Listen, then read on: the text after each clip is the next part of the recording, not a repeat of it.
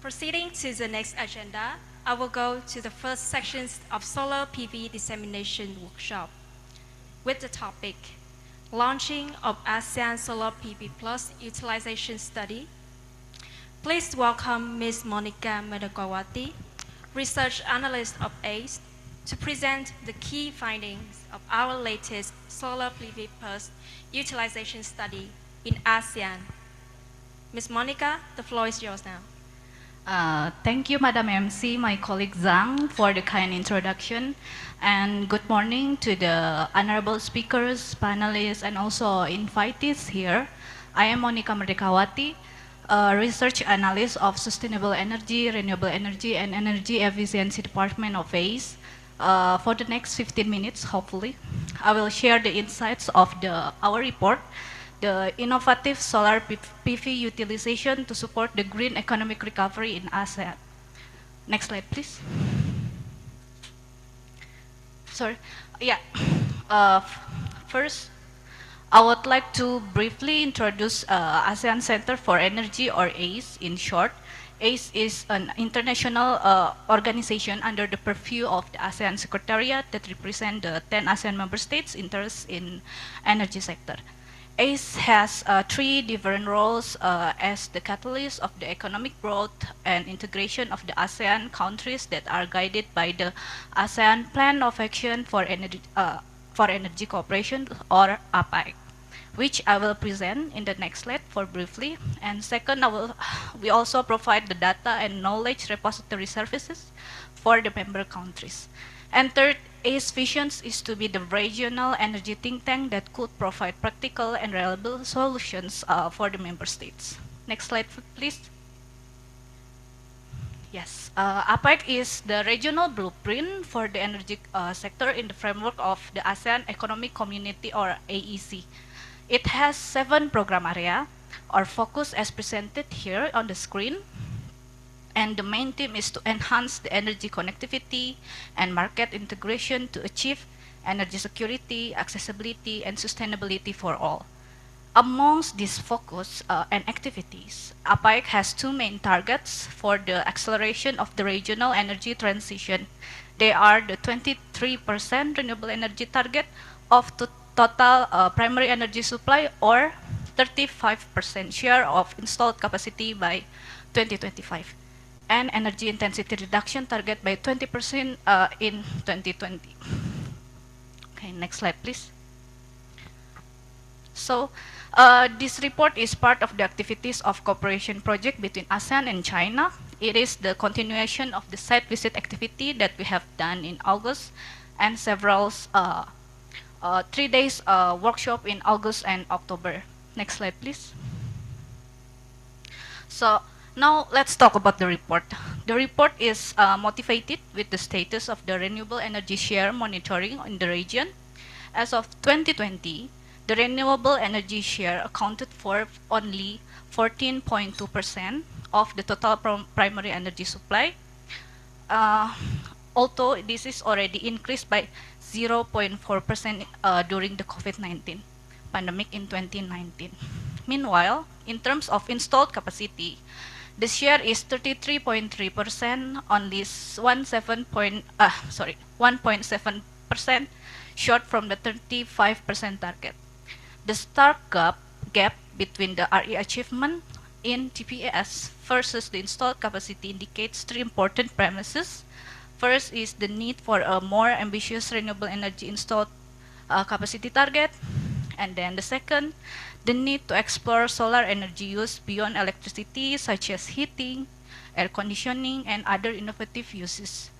And third is the need to boost solar utilization into dispatchable electricity through adoption of energy storage and other advanced technology. Next slide, please. Yeah, in this report, we introduce would like to popularize the term of solar PV plus as as a mean to highlight different modes of innovative uses beyond power generating facilities, in particular the use in other sectors such as agriculture, fishery, building, industry, and others. that could potentially bring the co-benefits. The co-benefits in terms of higher income for the business owner, and also to overcome the energy-related issues such as the intermittency of the RE itself, and also the energy vulnerability that we usually found in the rural area. In practice, the installation can be in forms of ground-mounted, rooftop, floating PV, and co-location with other land uses. Next slide, please. To provide comprehensive information on the solar development in the ASEAN region, we conduct a systematic literature review on the solar PV utilization and the applicants of the ASEAN Energy Awards since 2010. We look at the best practices and also potential and analyze how solar PV utilization can contribute to the economic recovery of the ASEAN member states. It resulted in 110 academic papers included in the analysis that we presented in the Chapter 2 and Chapter 3, and 110 shortlisted ASEAN Energy Awards applicants. From this, we focus only on 24 solar PV plus projects that has economic data that we study in more detail as study cases to understand the needed policy recommendations. Next slide, please. Starting from the identification of the solar energy potential in ASEAN, from the technical, economical perspective, as we can see on the left side, ASEAN has promising annual solar installation level, which range from 1,400 to 1,800 kilowatt hour per meter square per year.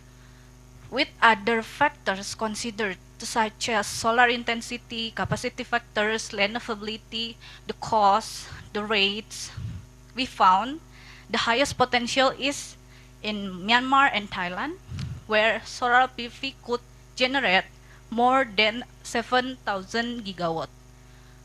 For the medium potential countries, they are Cambodia, Indonesia, low PDR, Malaysia, Myanmar, Philippines, and Vietnam, while for Brunei, Darussalam, and Singapore have smaller potential to support solar technology-based applications due to limited available area.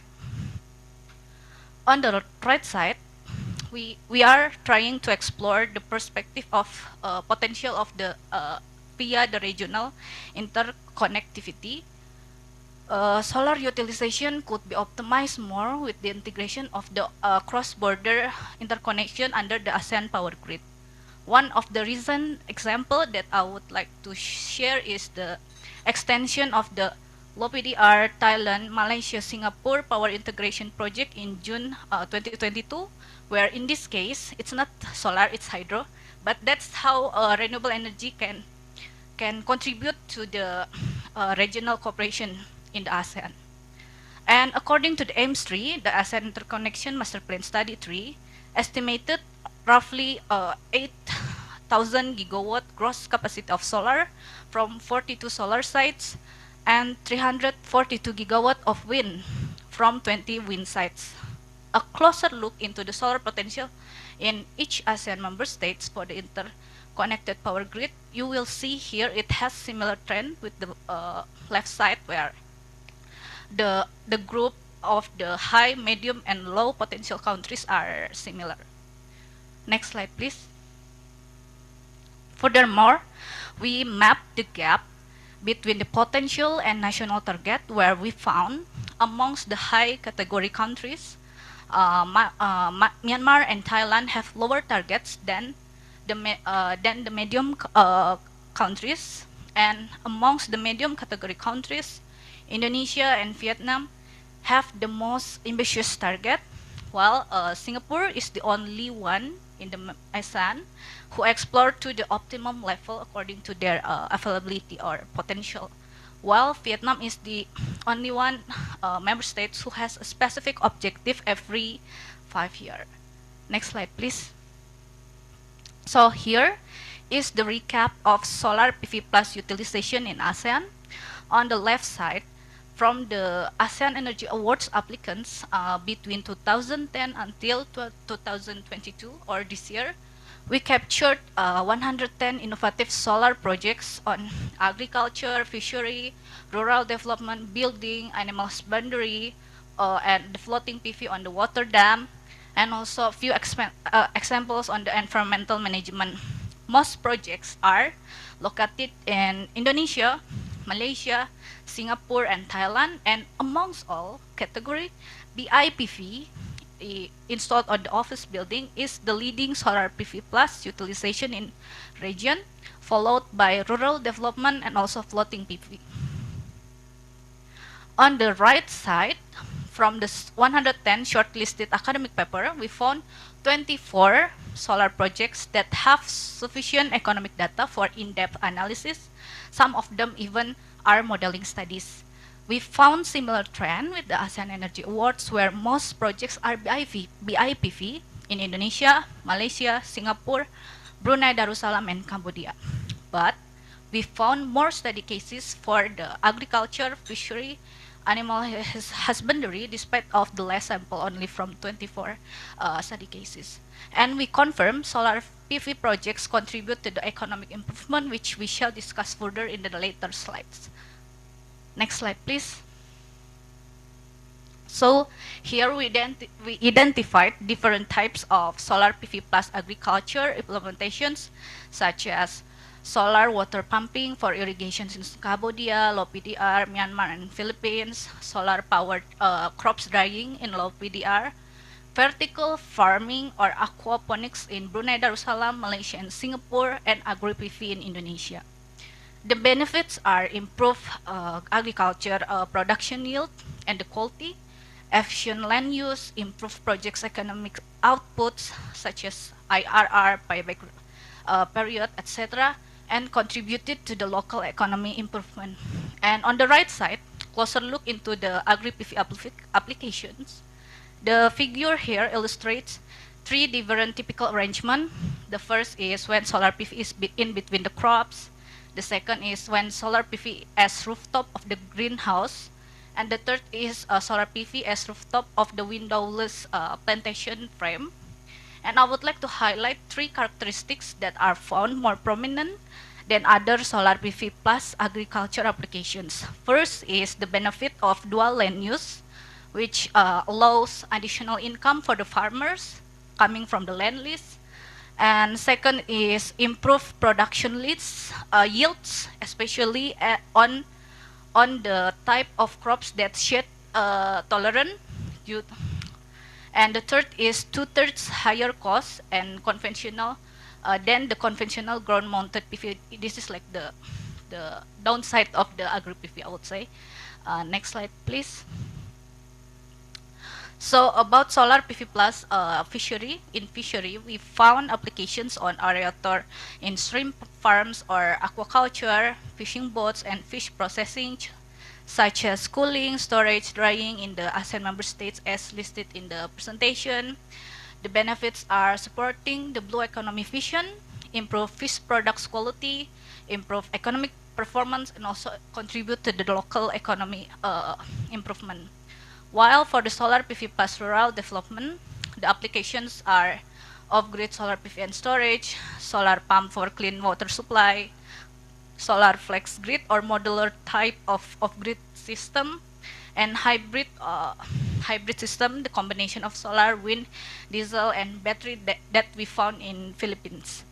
Underlining elements between these solar PV plus applications in agriculture, fishery, and rural development are, they are highly replicable in at least 8 member states, especially in the developing countries with developing country status.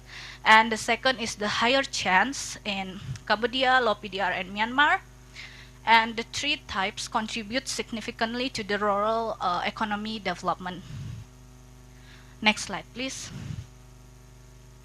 For solar PV plus in building or BIPV, the applications are on high-rise buildings, industrial complex, thermal storage, smart grid, and mining sites reclamation on the countries listed here.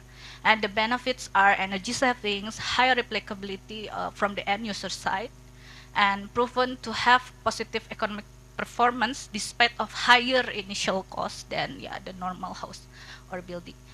The samples of solar PV plus of other RE sources, which is on the right side of the presentation here, are upcoming floating PV on hydropower dam in low PDR, Indonesia and Vietnam, and the existing one is in Thailand. And the small-scale hybrid solar PV. The benefits of the hybrid system are increased capacity factor and also reduce overall capital cost because of the utilization of the grid infrastructure. But solar PV plus wind, we found is not recommended in ASEAN due to limited grid flexibility and also low wind resources, while for solar PV plus hydropower is found promising as they complement each other on seasonal and diurnal scales. Next slide, please. So, to recap, this is the results of the recommended solar PV plus utilizations as a low-hanging fruit or should be prioritized by each of the member states. We also provide the study cases from the non-ASEAN countries to gain to provide more best practices or examples and lessons learned that we can follow. And next slide, please. As for the recommendations, this is the last slide. We provide a more detailed steps or lists according to the applications in the report. But here we simplify them into 6 important points that are generally applicable for the 10 ASEAN member states. First is enhancing the R&D activities, bridging technology innovation and piloting from the development or pilot stage to industrial players. Second is mapping the value chain of local economy, understanding relationship between actors and financing needs. The third is strengthening cross-sectoral and multi-stakeholder coordination, for example, in the government side, like collaboration between Ministry of Energy and Agriculture, for example. And fourth is strengthening policy framework, like well-designed roadmap, targets, and strategies. Fifth is designing training and awareness raising, especially for the local community and how, for example, like how they maintain and operate the solar PV facility. And another example is with other stakeholders such as government and also business owner to really understand that there is potential with this solar PV plus utilization. And 6 is enhance regional cooperation through, for example, the ASEAN Power Grid or promotion via ASEAN Energy Awards and sustainable practices that we can adopt regionally in agriculture, business, and also building and others by using clean energy use. Next slide, please. Yeah, I think that's conclude my presentation. I return back to Madam MC. Thank you. Thank you so much, Monica, for your very insightful and comprehensive presentations about the solar PV plus studies. So the report is an essential document to illustrate how solar PV plus utilizations can be applied for green economic recovery and sustainable energy transitions in ASEAN. It is expected that the study can provide insights and useful input for government officials, private institutions, and the academia across the AMS to realize this promising technology. So to celebrate the launching of our new study, please warmly welcome Dr. Nuki, Dr. Julie Seyo Idatono, Head of Institute of Research and Community Service from Institut Teknologi Bandung, Mr. Praptono, Mr. Saifu, and Mr. Huang to come to the main stage again with a report for the photo sections. The Solar PV Plus report is already on your table.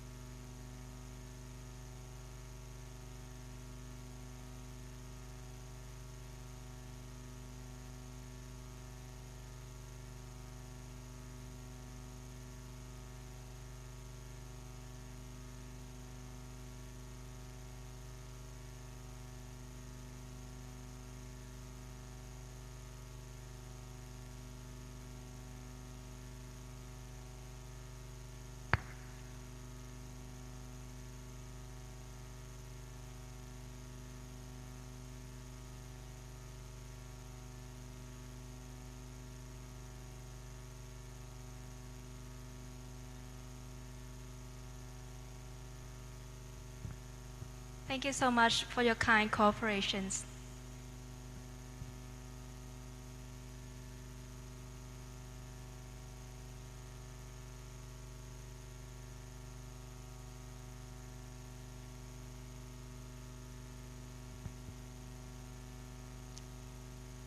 Upcoming in the next agenda, we will move on to the second sections for today, under the topic, the outlook of renewable energy development in ASEAN.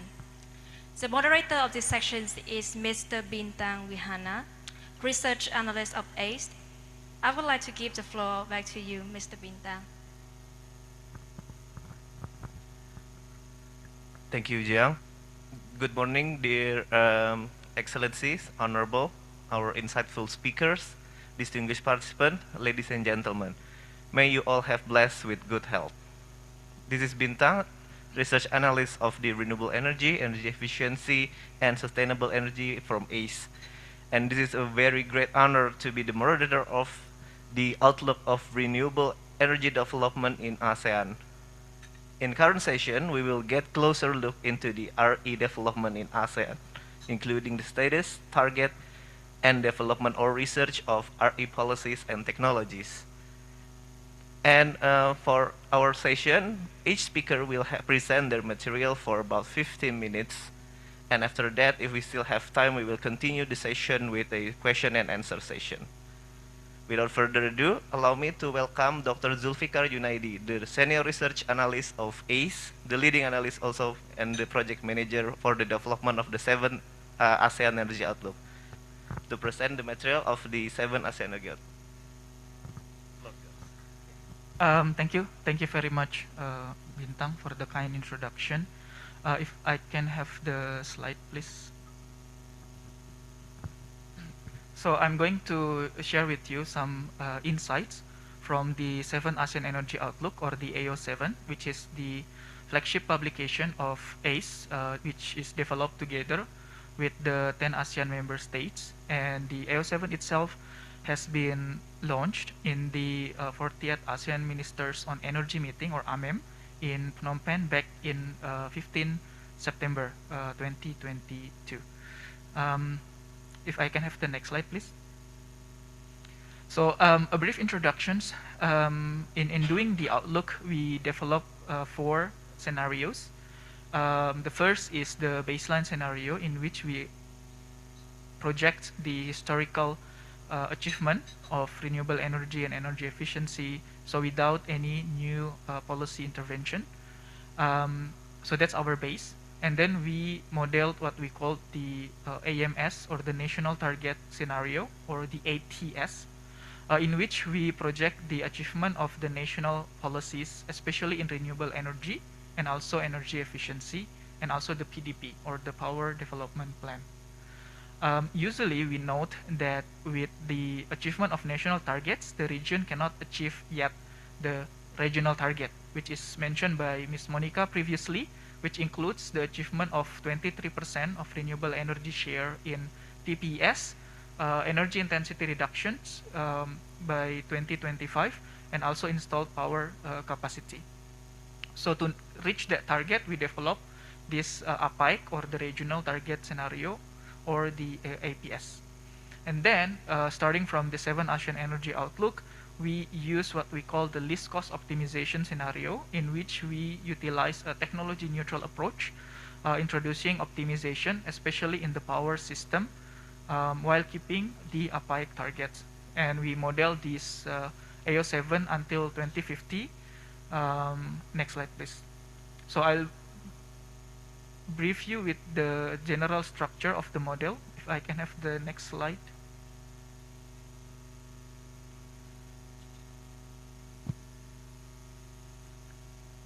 Next slide, please.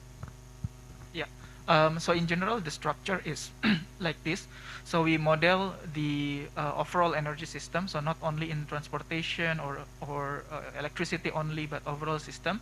So we utilize the GDP and the population as the driver of the energy demand. So we calculated like how much electricity or petroleum products, coal, etc. needed in each end-use sector, and this include transport, industry, commercial, residential and agriculture and others. So once we have the numbers, we try to model the transformation sector, and this include electricity generation, so how much coal power plant, solar, wind are required to satisfy this electricity demand. And based this overall analysis, we model each country, and then we aggregate it into ASEAN level. We can analyze the energy consumption, the primary energy supply, power generation, as well as emission, land use, job creation, etc. Next slide, please.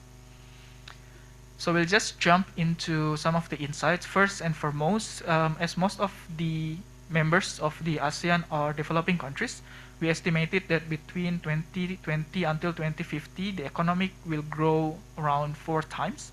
And consequently, our baseline scenario projected that this energy supply will growing 4 times as well. But with the achievement of national and then regional targets, especially in energy efficiency, this growth of primary energy can be reduced up to only 2.7 times in the APS. And then we also noted that the optimization scenario can actually reduce this further up to 2.5 times. We noted that in our scenarios, fossil fuels are the largest component still, but the renewable energy share keep increasing, especially in the regional target scenario. On the right-hand side, we also noted the issue of energy security, as also mentioned previously, in which we estimated that in the baseline scenario, without any changes in supply and also demand, the region will become the net importer of gas as soon as 2025. Next slide, please. So all those will show clearly the needs for renewable energy. So let's see like how are the progress and projections of the RE targets.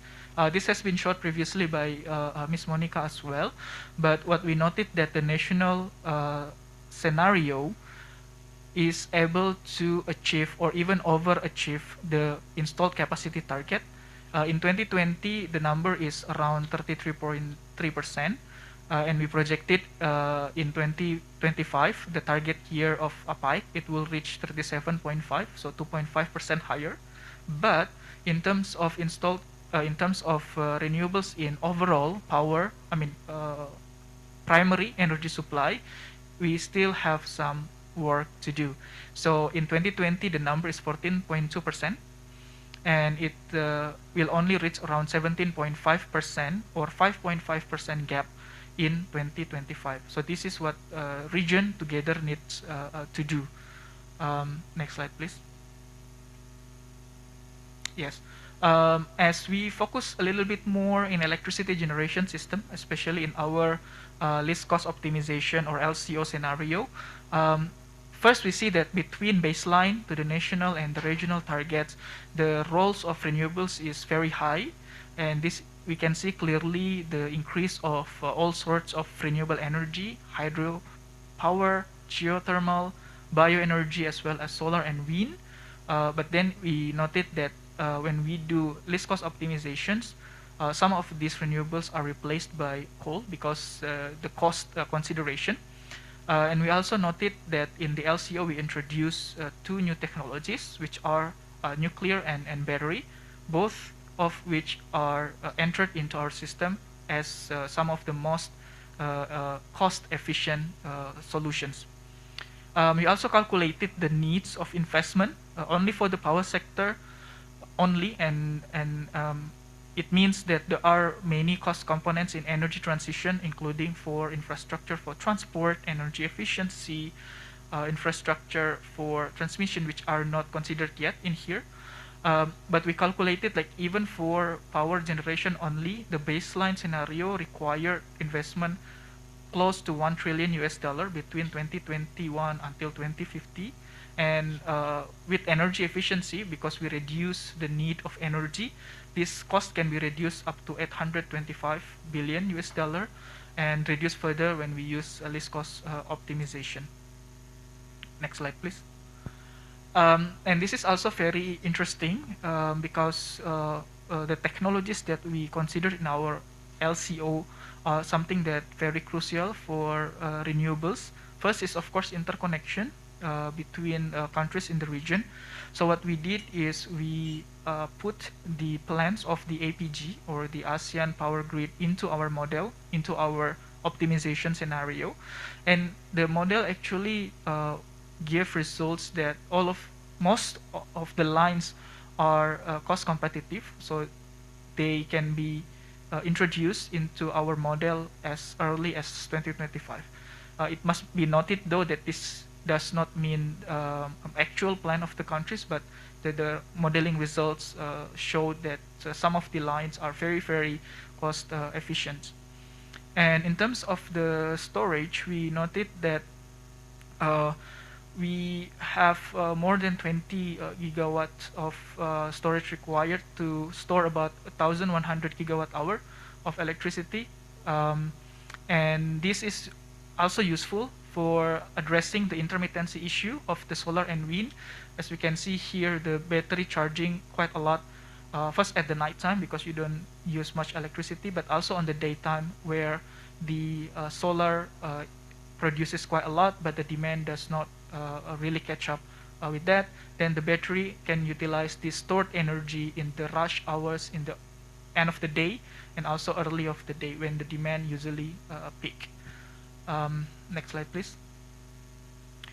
Just quick on the energy demand, because we noted that even when the renewable share in the power system is quite good already, but overall system needs to be strengthened, and part of the reason is because the end-use sector still heavily focused on the fossil fuels, especially oil, in the transport sector and also in the industry. So those two are the highest sectors that consume energy, and quite a lot of those coming from the oil.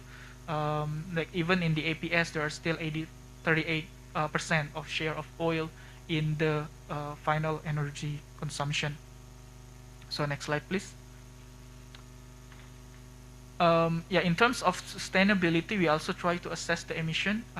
Please note it that we did not include the net zero scenarios yet in our study because we usually utilize the official targets of renewable energy and energy efficiency, but we noted that the emissions are still there even in 2050 with the stated policies in renewable energy and energy efficiency, even reaching 6.7 gigatons CO2 in the baseline scenario, which can be cut a little bit more than half in the APS scenario. And we also model what we call the land use for the biofuel, noting the importance of bioenergy and end-use sector, so that the countries or the region can reach its renewable energy target in primary energy supply. But for that, we noted that sustainable land use is very important. In baseline scenario, for example, the region will require 8.8 million hectare of land for oil palm to produce biodiesel, and another 2.3 to produce bioethanol, which we assume coming from the sugarcane. And this 10 million hectare is around 2.5% of the whole landscape or landmass in the ASEAN member states. Next slide, please. So I think this will be the last, a little bit of policy recommendations, especially in terms of renewable energy. Greening the grid is very important, of course, but we have to translate renewable energy penetration beyond capacity. Solar and wind is improving quite a lot in our system, in our modeling as well, reaching 14.7% in 2050 of APS in terms of capacity, but in terms of generation, it's actually less. It's only 8.7%. So we need a lot more capacity in terms of VRE. And then we also need to push the base line generations, hydro, geothermal, and bioenergy. And especially for variable renewable energy, we noted that storage will be very, very important. Overall, in terms of supply, security, something that might have been missed in the discussion is the importance of infrastructure. So we noted that the modernizations, interconnections of grid will be very important, so our system can be flexible, stable, and also resilient. And we noted from the last few years that securing energy should consider geopolitics, the supply chain, availability of materials, and also the supporting infrastructure. Moving to the end-use sector, we always noted that energy efficiency efforts, electrifications are the top two efforts or strategies that need to be done. But we also need to explore a lot of the utilization of the renewables in the end-use sector. So that's why the discussion of solar PV plus are something that are very beneficial to the region. But we also want to discuss more about bioenergy, including biofuel, biomass co-firing in industry sector, which still utilize a lot of fossil fuel. We noted that navigating energy transitions would require comprehensive assessment of technology. So intersectoral is very important. Overall efficiency, not only in the energy, but also on the agriculture, transport, etc. Resource and of life management would be very important. And last, which I think is very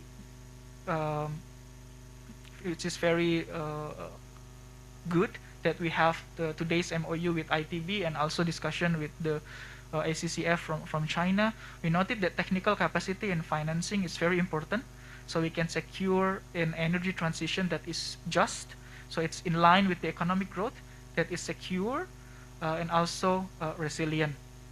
I think that will be my last slide, if I can see the next one. Yeah, so you can learn more about the ASEAN Energy Outlook by visiting our website. You can scan here or type go.aseanenergy.org/AO7 for more. And would love to see your thoughts, receive your questions, and discuss more. Thank you.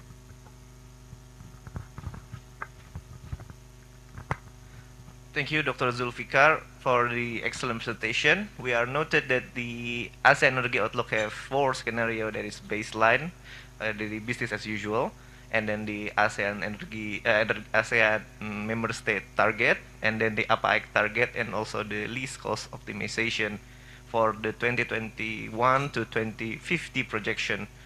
We also noted that the ASEAN will become oil and gas importer at 2040. And also we noted that renewable energy can reach 42% in 2025 if we follow the APAEC target, and maximum of 63.2% renewable energy share in 2050. And we also noted that some policy recommendation, that is to greening the energy system itself, maybe in industrial, transport, in distribution, and also storage, and also to transition into a more of the future of the energy that is more distributed, and also intersectoral cooperation for achieving the energy target. Next, for our speaker, we will have Mr. Praptono Adi Sulistomo, the coordinator of the new and various renewable energy investment and cooperation from the Ministry of Energy and Mineral Resource of Indonesia, to present the G20 outcomes, Indonesia's energy transition agenda in achieving NDC and net zero energy targets. The floor is yours, Mr. Adi. Thank you, Mr. Bintang, for introducing me. I would like, representing my director, I would like to present about G20 and the solar energy development policy in achieving NDC and NZE targets. Next, please. This is today's energy trends in Southeast Asia. We see in the dashed box in the up there, Indonesia still relying on coal, and then we still have to push more in renewable energy. So the power generation is most tripled over the past 2 decades, driven by sixfold increase in coal for fire generation. And we try to no more coal-fired generation up from the 2022. So, on the next, please. This is the for solar utilization and development in global and Southeast Asia.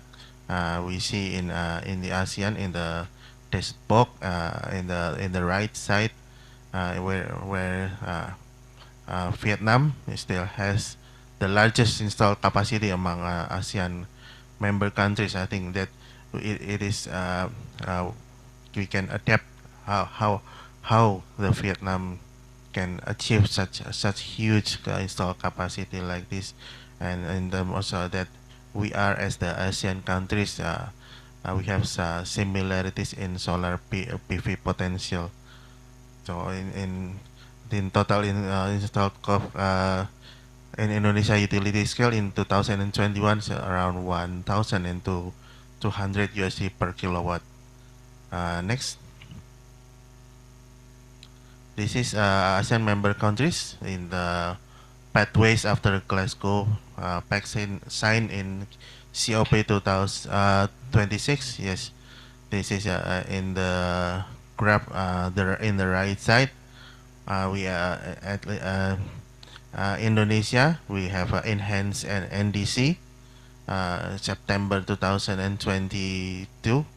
Yes, we target 31.89% in 2030, and we would like to reach NZE in 2060 or sooner.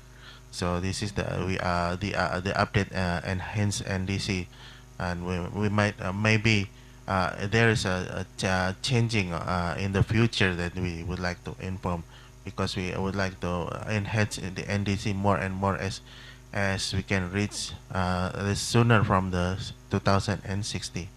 Next, please. This is as we mentioned before, the new and renewable energy potential and the current electricity consumption.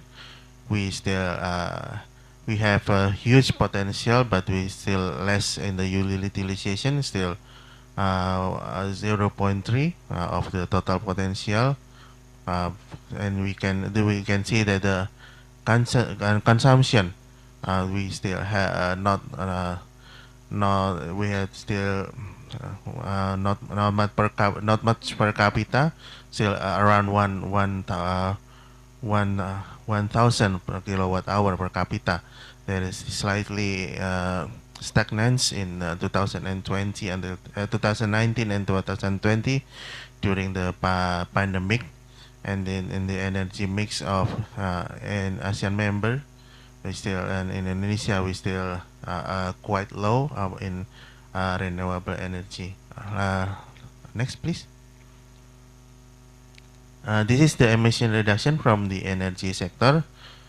So this is the modeling that we would like to do the net zero emission in 2060 that we would like to achieve, or maybe sooner. We would in the NZ in 329 in 2060. So one of the implementation strategies that the new and renewable energy development acceleration, particularly in solar PV and wind power plant, that we expect that is to push the NRE installed capacity in the future.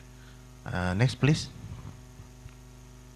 This is energy transition roadmap, and we can see that this is the from periods. We divided the periods from in the short term, medium term, and the long term until 2060s, and we see in the test book in the period in the 2031 until 2035, we expect that energy BASS, battery energy storage system, they will be massively used, as we expect this technology will be the backbone for the boosting the intermittency power plant, the VRE, to reduce the VRE, particularly for solar PV or wind, and also fault with the wind turbine in the following 5 years period in the 2036 and the 2040.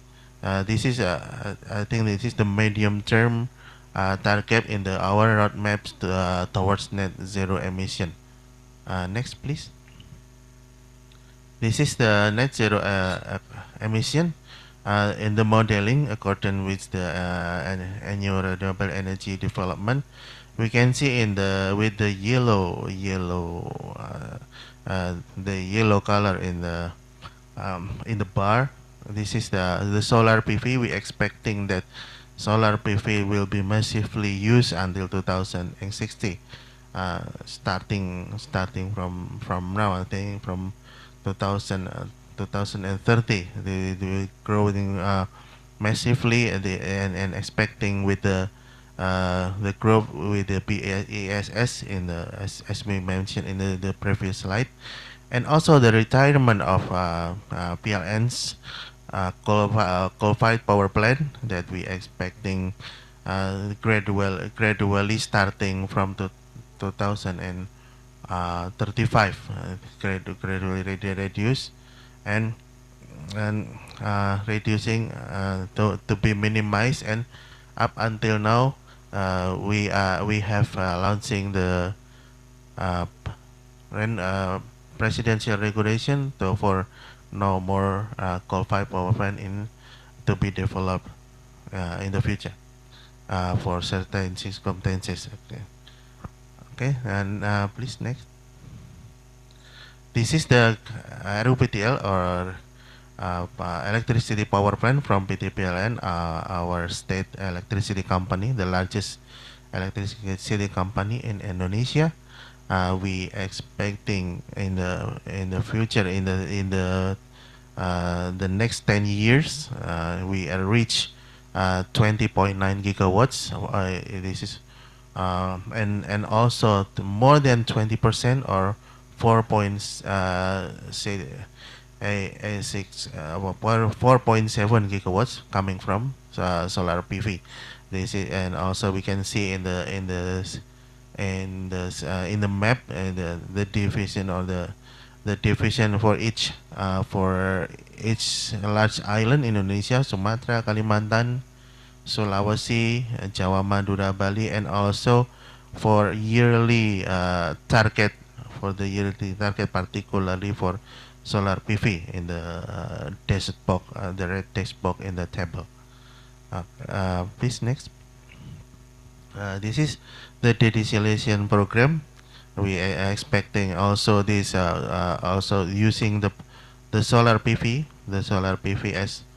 as we mentioned before, that we try to reduce diesel power plant in the remote island particularly, and to convert this with the solar PV for the phase one particularly. This is we expected to with the hybrid scheme, solar and battery, and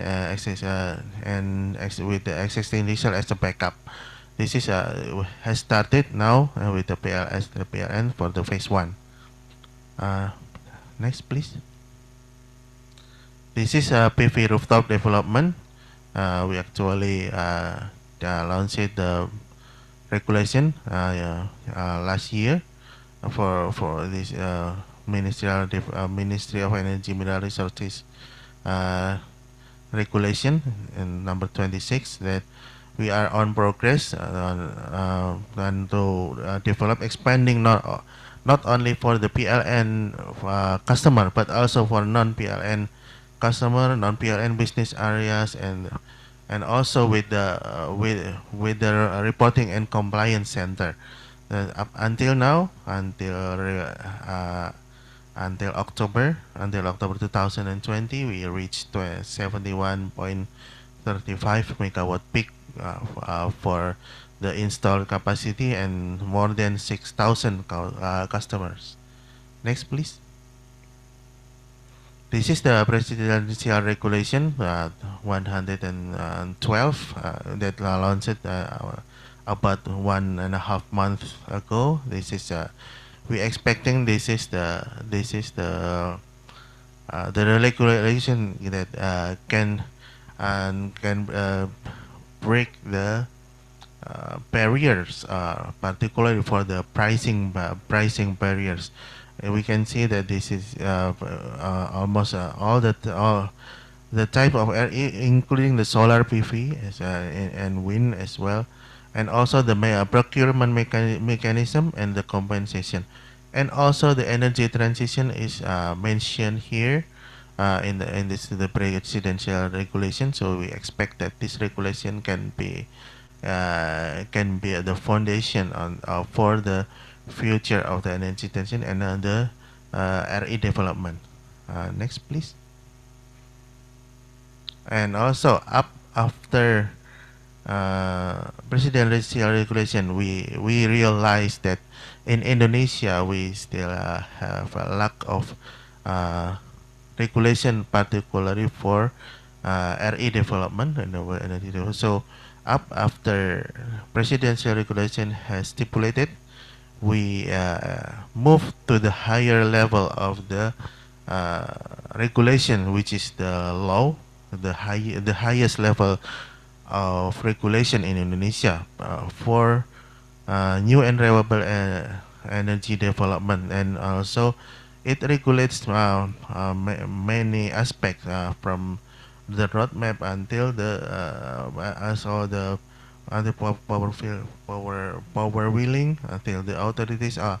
I think almost all the aspect to the for the renew and renewable energy development, and we expect this is becoming the highest umbrella for the future regulation to develop new and renewable energy in Indonesia. Please, next, please. Now this is the energy transition mechanism. As the result from the G20 Bali Leaders Declaration, we obtained a commitment for 20 billion USD for the energy transition program. We see that in the energy transition mechanism, ATM, will use for the financing strategies of in Indonesia together with ADB and PTSMI, Sarana Multi Infrastructure. This is I think this is the huge opportunity for Indonesia for to break one barrier beside the pricing is the financing. We hope that this financing can be used to expand more the renewable energy in Indonesia, particularly with the ETM mechanism. And also we have to put the regulation as well for this. But for the commitment, we believe that this is the new beginning for the energy transition in Indonesia. Next, please. This is the solar PV project showcase in G20.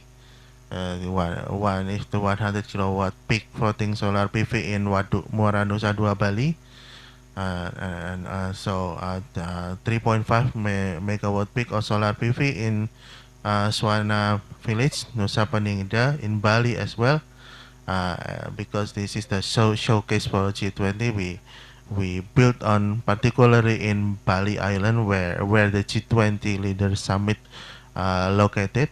So this is the showcase to the project, and we see that we have the MOU and other collaboration. First, the PLN has the agreement with Amazon for renewable energy, and also PLN with the 3 solar PV producer ready to build the largest solar panel factory in Southeast Asia.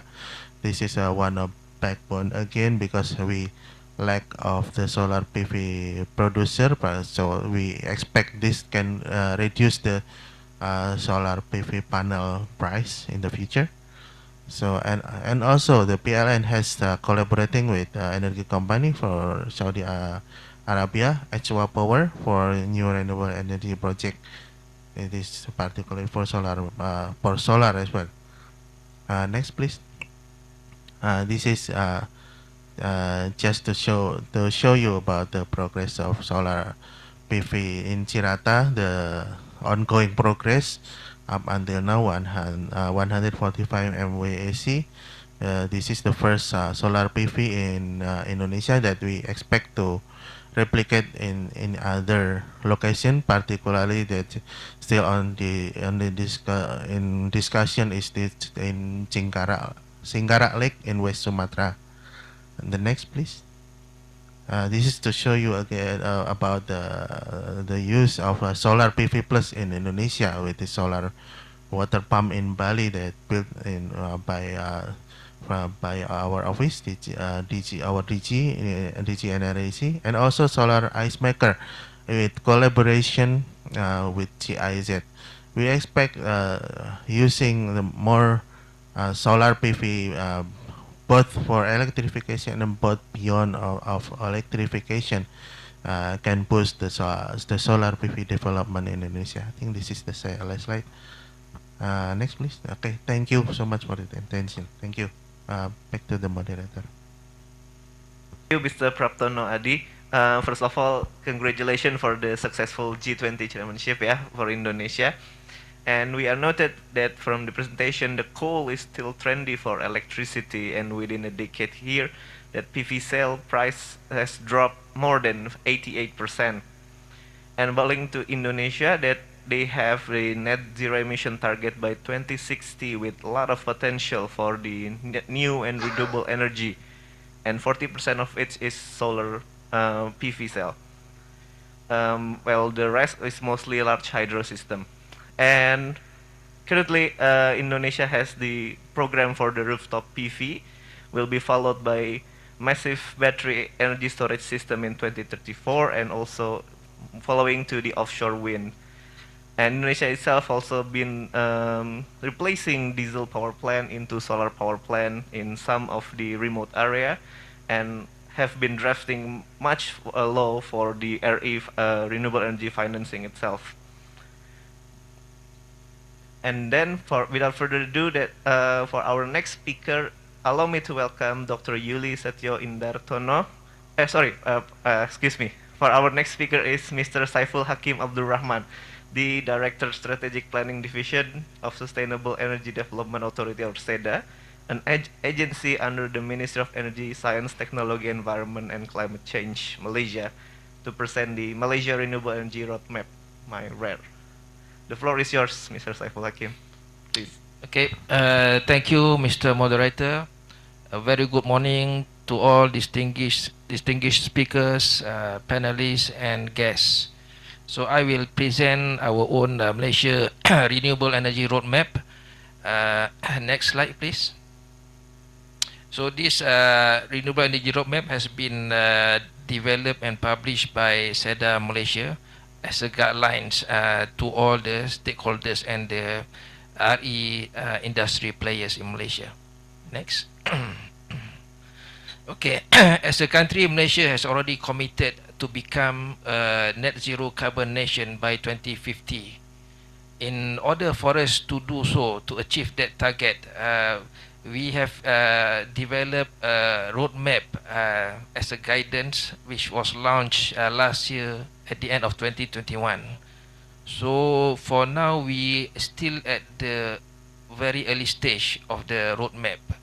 So this roadmap is critical and important to us, as it identified this, it set a new target what we are going to achieve in 2025 and 2035, and what are the strategies and key action plans required in order for us to achieve the target. So along that way, in this year, the government also has launched a new national energy policy, which further support our strategy towards achieving our target by 2050. So we have more clear vision and objective stated under the policy, and there is also a proper strategic and enablers identified under the policy. So these two documents are the most important documents as a guide for us in order to support us along the journey during this transition period. Next. Okay, currently our in our power generation sector, our energy mix, we rely 76% from the fossil fuel, mainly from gas and coal. Mainly from coal. Coal is the biggest, and second is gas. And only 23% from renewable energy. For the renewable energy part, apart from the large hydro, the main contributor will comes from solar, which is about 2 gigawatt, about 5% of the total energy mix. For the fossil fuel, for the coal, our current policy is there will be no new coal plant, and any retired coal plant will be replaced with gas as a transition. But at the same time, we are developing more RE connected capacity along the way.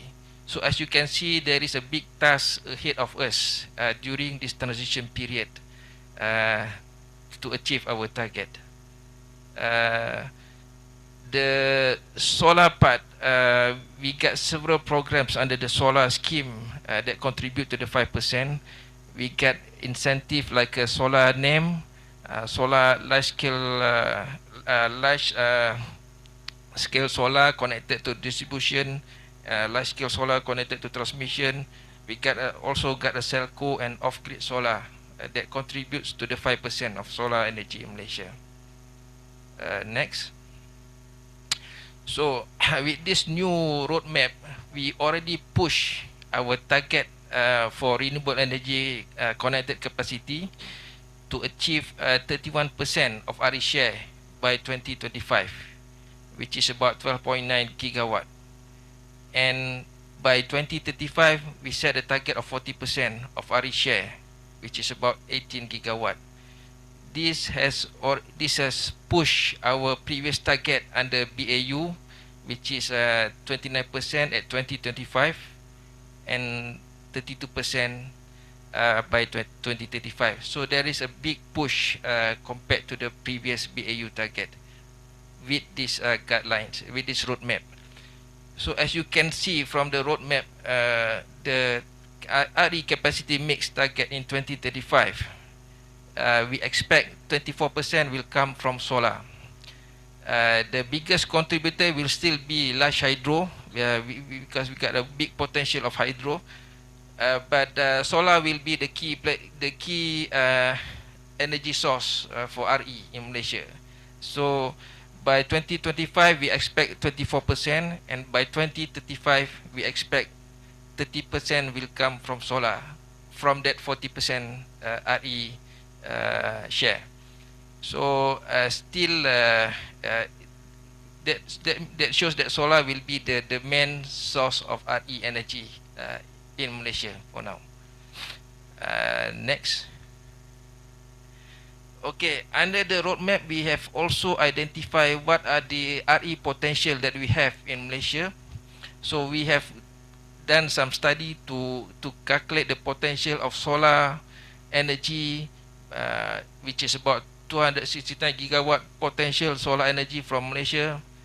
We already identified the potential bioenergy that we can harvest from Malaysia, which is about can see 3.6 gigawatt. We also identified a hydro as our potential RE energy, and also a small portion of geothermal. For wind energy, we do not put as a potential energy yet, as we are looking into we are depending on the development of new technology in the future that can support a low wind speed turbine, will be suitable for wind generation in Malaysia. So there is also a potential of wind for Malaysia in the future. Next. Okay, under the vision, we are paving a pathway towards low carbon energy system. So we already identified 4 technologies specific pillars in order for us to achieve that. So the first one is solar. For solar, we are under the roadmap. We are try to accelerate the development, the connection of rooftop PV, the deployment of large scale solar, and we are looking at more innovative new business model to support the solar development in Malaysia. For bioenergy, also we are looking for new business model, how to support the bioenergy. Currently, we have a feed-in tariff to support the bioenergy. For hydro, we have a specific program to leverage our full hydro potential in Malaysia. And the strategic pillar number 4, which is looking into new solution and resources. So these are the things that under this pillar, we are looking for any potential new technologies such as wind, maybe tidal wave, or any new technology that we can develop and suitable to be deployed in Malaysia. But we expect the deployment will be post 2025. Next.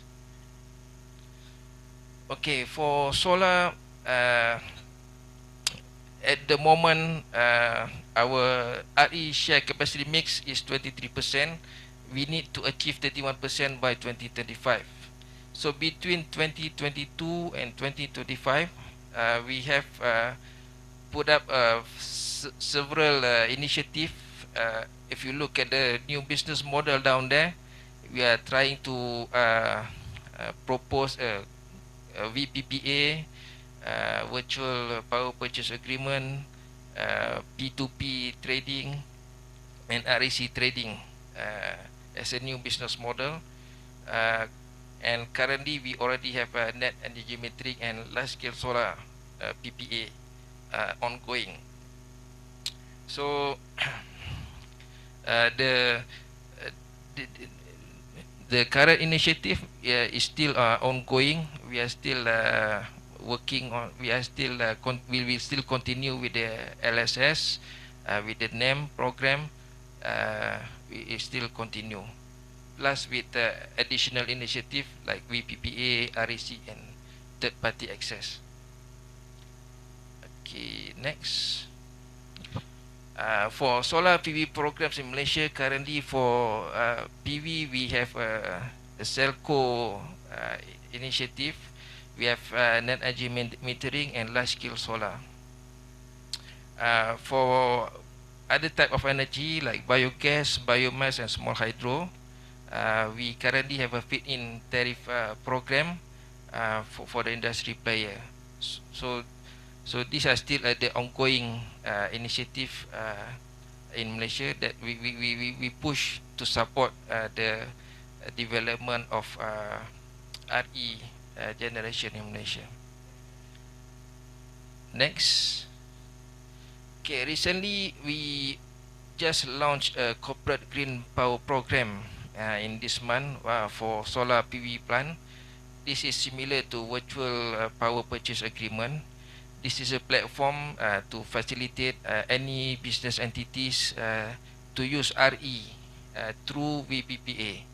So this is eligible for a new plant from solar power producer, and through this program, we expect to add another 600 megawatt RE from solar plant by 2025.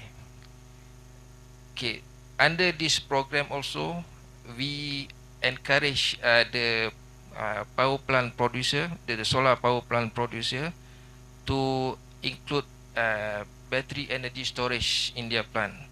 So a proposal with which include BESS, battery energy storage system, will get a better advantage in their application for this. Next.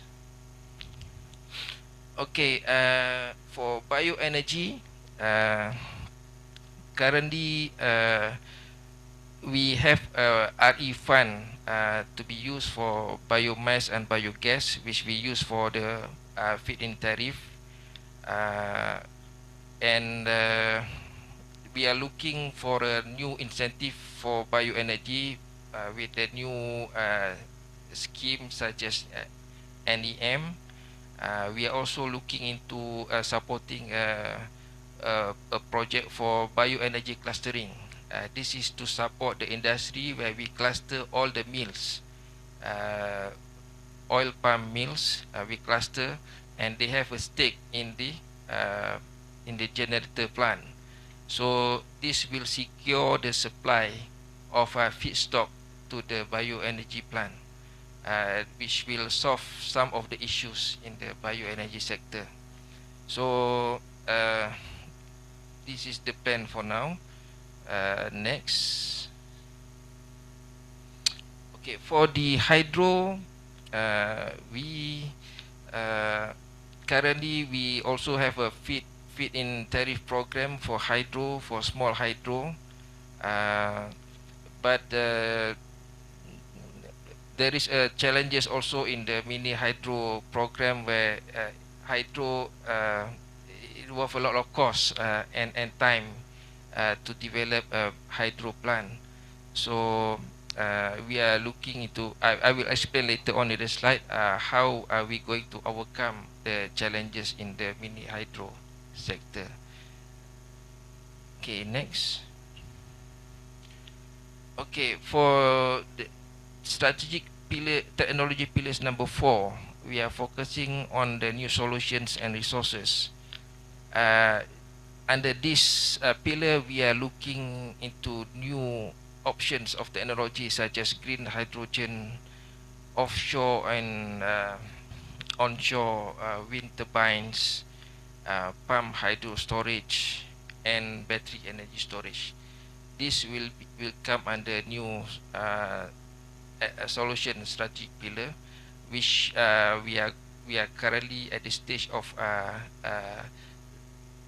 doing the study, and we expect this to be implemented post 2025. Next. There is also some initiative in Malaysia to create we call it Pulau Tenaga Hijau, which is Renewable Energy Island, consists of 3 small islands in Malaysia, Tourist Island, Redang, Perhentian Tioman. This project is developed by our main utility, Tenaga Nasional Berhad. So for this project, we are planning to convert the island to be 100% RE by 2050. So the main option is using solar PV, and later on with maybe with the low speed wind turbine, BESS and smart grid. So with the current emission from the currently we are using diesel generators for this island, and the current emission is about 11,000 TCOE. So this is our one of the initiative that run by Tenaga Nasional Berhad in Malaysia. Next. Okay, in order for us to deliver all the key strategy technology pillars, solar, bioenergy and hydro and new tech, there are a lot of challenges we identified in doing so. So for solar PV, securing land for large scale solar is also a challenge to us. There is a lot of constraint on using a land for large scale solar in opposed of agriculture. So we are trying to look into dual use of land to combine agriculture and PV usage of a land. So that's for the solar PV, and maybe we are looking into BIPV in the future to overcome the shortage of land. So we will try to promote the usage of BIPV in a new development or new buildings in the future.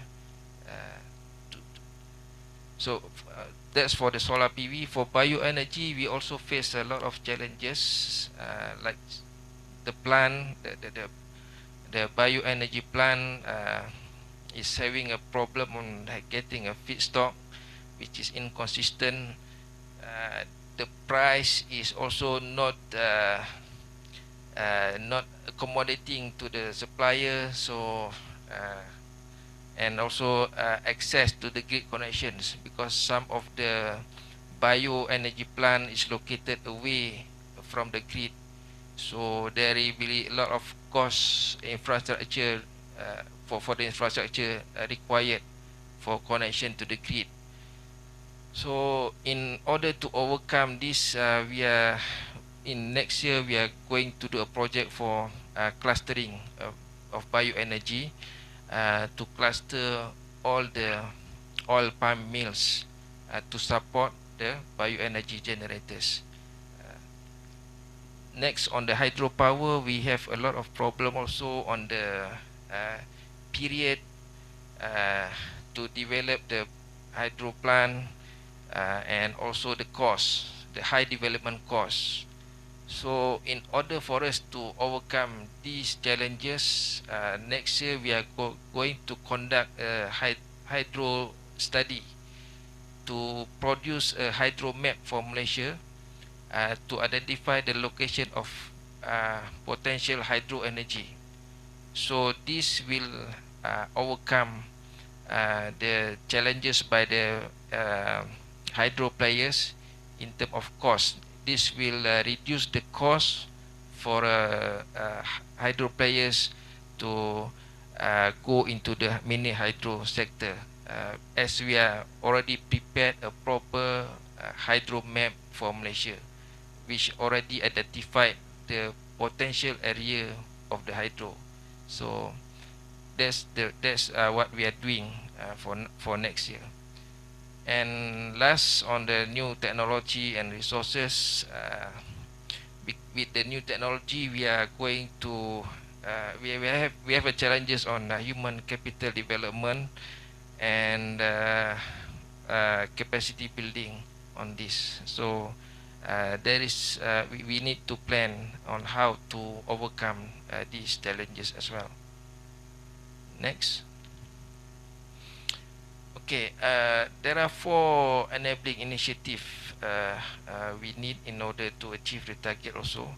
First is on the future proofing of our electricity market for RE opportunities. Under this, we are going to implement the REC market, third-party access framework, retail market. We are going to adopt a large-scale new business model like voluntary REC market, including large hydro asset. Second, on the financing part, as we know, financing is one of the big challenges for the industry players. So we are going to study on the to implement the best practice to increase the level of financial flows towards accelerating RE deployment. And the third one is to shape on human capital and infrastructure. There is a lot of R&D and human capital development required. And last one is to increase our system flexibility. So apart from promoting the generation of RE, we need to look into how to strengthen our grid flexibility to get more RE penetration into the grid. Okay, next. Okay, these are the key takeaways from the roadmap. So currently we are so by 2035 we expect to increase by 4 gigawatt of RE energy connected, and with this target we expect to decrease the intensity of carbon emission by 60% in 2035. So there is a lot of investment required. We estimate around 53 billion Malaysian ringgit investment required for us to carry out all the initiative in order for us to achieve the target. So we already lay out all the plan, the roadmap for our journey towards achieving the target by 2035 and 2050. But as mentioned by Dr. Nuki, we need stress out the importance of cooperation and working together with all the industry players, research institute and academicians for us to achieve, for us to deliver all the actions under the roadmap. So it's still it's going to be a big task and big challenge in delivering these roadmaps for us. Next. Okay, that's all for my presentation on our roadmap. Hopefully that will benefit the audience on this. Thank you. Thank you, Mr. Saiful Hakim, for your informative presentation. We are noted that Malaysia has the net zero carbon target of 2050, and the solar power will raise 32% by business as usual. However, with the new roadmap, will increase to 40% of energy share, that is around 18,000 megawatt. And the energy plan itself focus on 4 technology-specific pillars, that is solar, bioenergy, hydroelectric, and also new research that is including hydrogen, wind, pump hydro, and also the battery system. And to promote the renewable energy, the Malaysia also have developed some new business models such as the PPA, power purchase agreement, and the virtual PPA with peer-to-peer, and also the certification of renewable energy. Also the using the RE fund for the feed-in tariff. They have also Malaysia also have some pilot for the renewable energy island, and we also know that about the key challenges in the MyRER, that is the land use, the grid location, and the feedstock problem for the bioenergy, and also the public awareness itself. However, the enabling factor that also been identified, that is the RE market, to develop the RE market and also develop the financing for the RE and RE system, and to increase the human resource or the skill in the Malaysia job creation, and also to increase the system flexibility for renewable energy.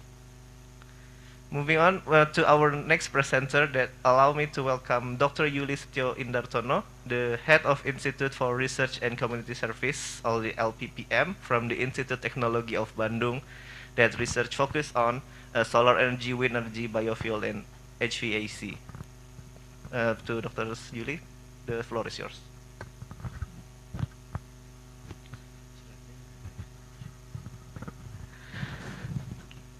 Thank you, Mr. Moderator, Pak Nuki, and all of respected ladies and gentlemen.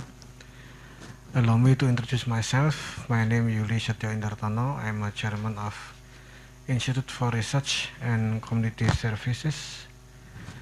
Please, maybe this is my presentation about the R&D of renewable energy at ITB.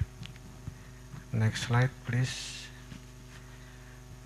I want to make a comparison between the research contribution from Indonesia and from one other country in ASEAN.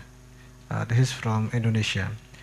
The axis is Field Weighted Citation Index, FWCI.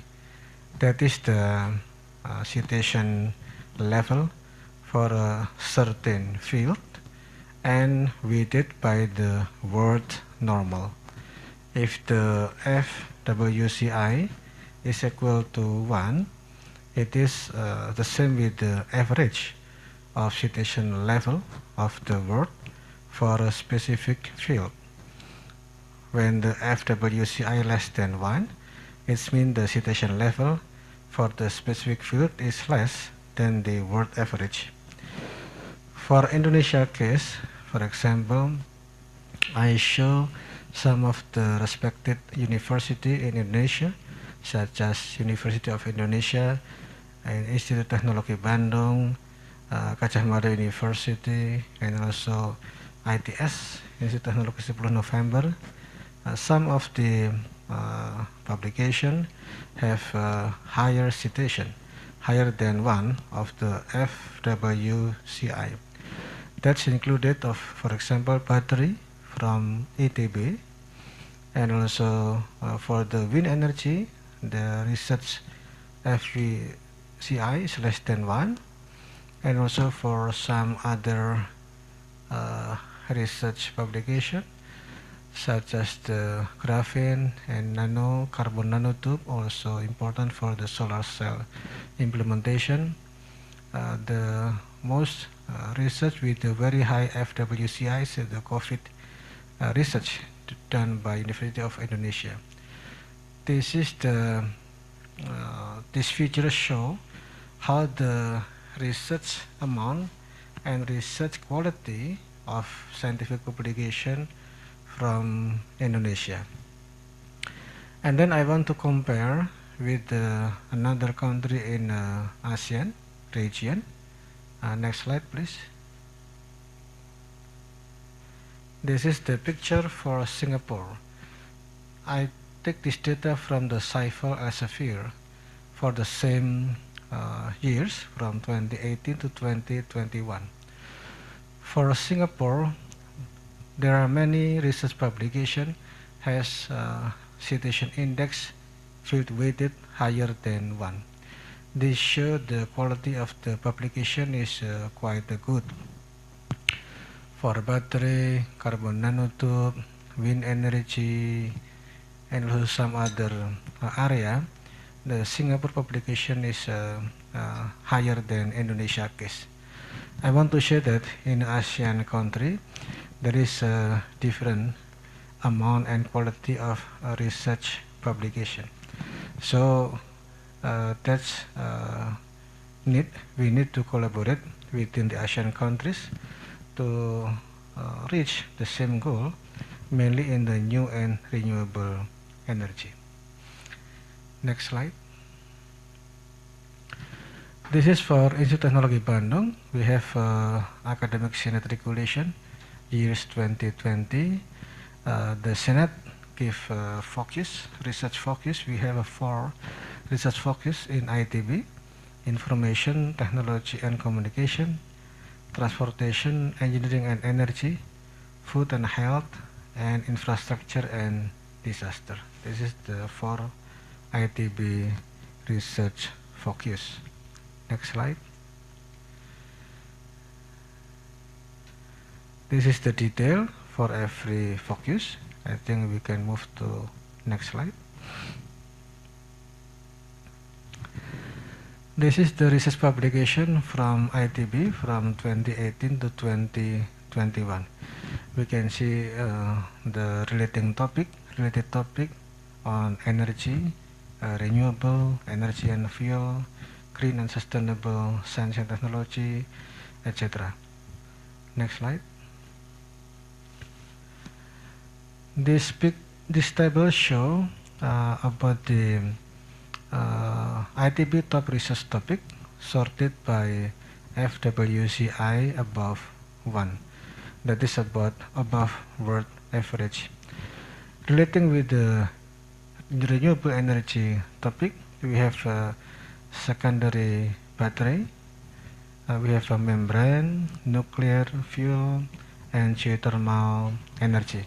That is some research of ITB related with the energy sector with high quality reflected with the FWCI above 1. And then next slide. And this is sorted by the highest number of publication. We have from membrane, desalination, ultrafiltration, neutron, nuclear reactor, solar cell, and then next slide. Catalyst, zeolite, hydrogenation, that is important to develop a green fuel. I want to say that one of the researchers in ITB, Professor Subagyo, right now with the support from industry, develop a quite big plant in Karawang to produce the green fuel by hydrogenation using catalyst. And then the highest number of publication also from ITB in geothermal and also the electric power transmission, neutronic, wind power, etc. Next slide.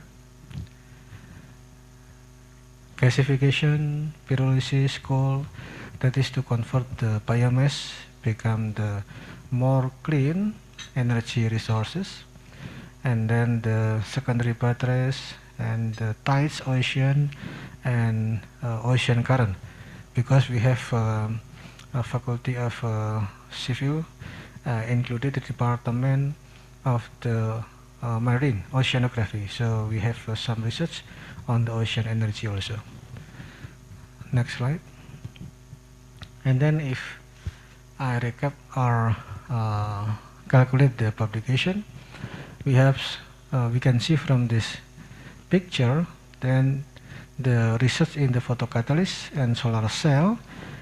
Of course, this is the material, main material for the photovoltaic. That is the highest publication in renewable energy sector from ITB researcher, and then followed by the secondary batteries, electric batteries, because also there is a strong connection between the implementation of the photovoltaic as the power generation with the battery energy storage system to reduce the negative effect of intermittency of the solar photovoltaic. Then also we also have the research on the wave, water wave, wave energy conversion, wind turbine, wind power, and related topic. This is the some publication from ITB on renewable energy. Next slide. In Research Center on New and Renewable Energy of ITB, we have a group to discuss about the solar energy in Indonesia. Then we have some conclusion about the recent condition of solar energy research and implementation in Indonesia. Number one, we already know that the solar energy potential in Indonesia is quite high, but the implementation is still relatively low. Then we need the massive, very big, very huge research and development in solar cell, solar energy. This is very important to be done in Indonesia because from our first and the second slide, we can see that the R&D in Indonesia for the solar cell still need to be improved in number and also in the quality. Number three, the trend of the world and national research on solar cell is directed to the emerging solar cell. I see from the research trend in the world, the research on the silicon solar cell is decreasing right now, even though still high, but the trend is decreasing. And then the research for the emerging solar cell is increasing. That's why for the future photovoltaic, we should consider to use the new material having a higher efficiency. The recent efficiency of the photovoltaic, commercial photovoltaic, nowadays in the world is around 22%. That is the commercial, the peak commercial of the photovoltaic.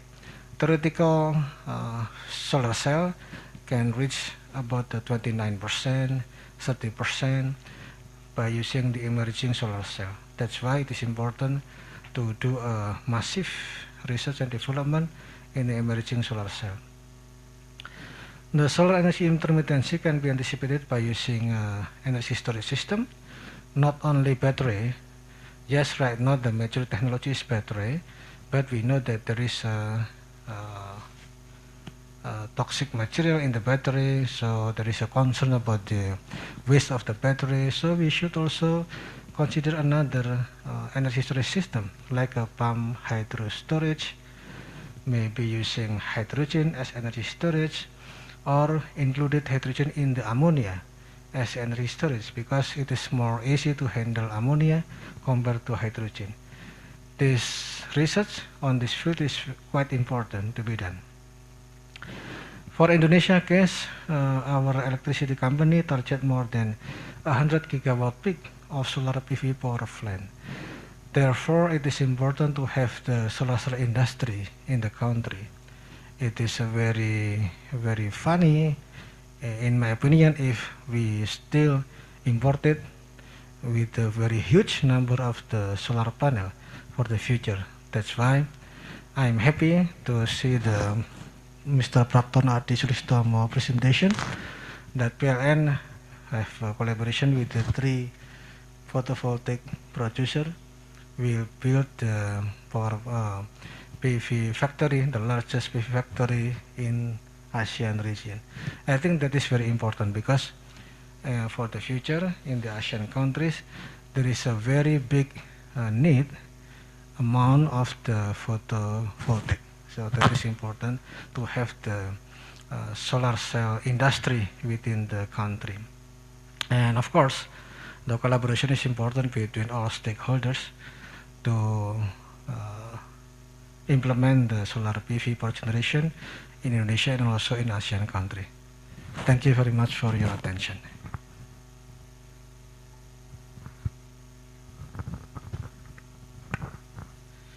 Thank you, Dr. Yuli, for the very technical presentation. That we know that the research that based on battery, nanocarbon structure, and wind is the same topic and very popular. That is in comparison that is in ITB and also in US, in Singapore.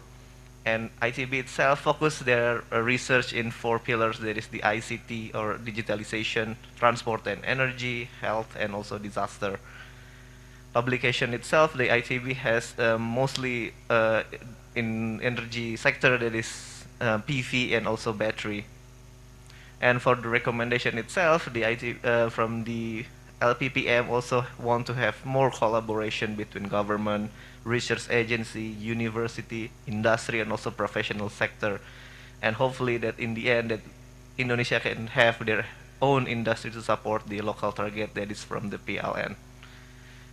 That is my note. And moving forward, for our last speaker, that is Ms. Wang Yicheng, from the project coordinator of International Cooperation Department of China Renewable Energy Engineering Institute, or the CREEI, to present the ramping up renewable energy under low carbon transition pathway of ASEAN. Ms. Wang Yicheng, the floor is yours, please. Okay, thank you, Mr. Binta. And good afternoon to all the distinguished guests from Beijing. I'm Yicheng Wang from China Renewable Energy Engineering Institute. It's my great pleasure. Yes, can you hear me? Please wait a minute, Ms. Wang. I think we have some technical difficulty.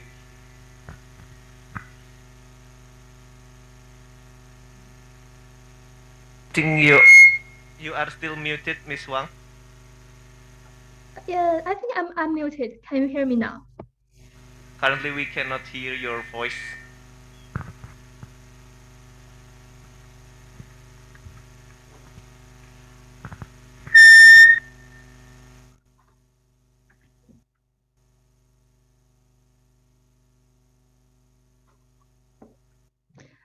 I think I'm unmuted. So how about now? Can you hear me? The technicality from our side. Okay.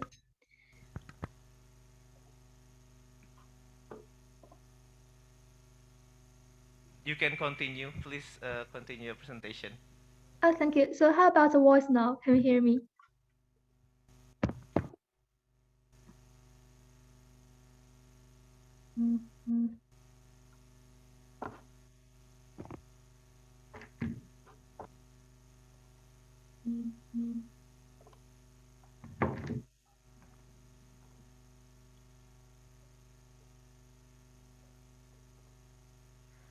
Sorry for the technical issues. How about the voice now? Can you? Is it clear now? And how about the? Yes, we can hear you now. Okay. You may proceed. Thank you. Thank you. Thank you. So I will continue. So thank you, Mr. Binta, and good afternoon from Beijing to all the distinguished guests. I'm Yicheng Wang from China Renewable Energy Engineering Institute, and it's my great pleasure to virtually join this workshop and exchange views with other participants on the outlook of renewable. I'm still trying to.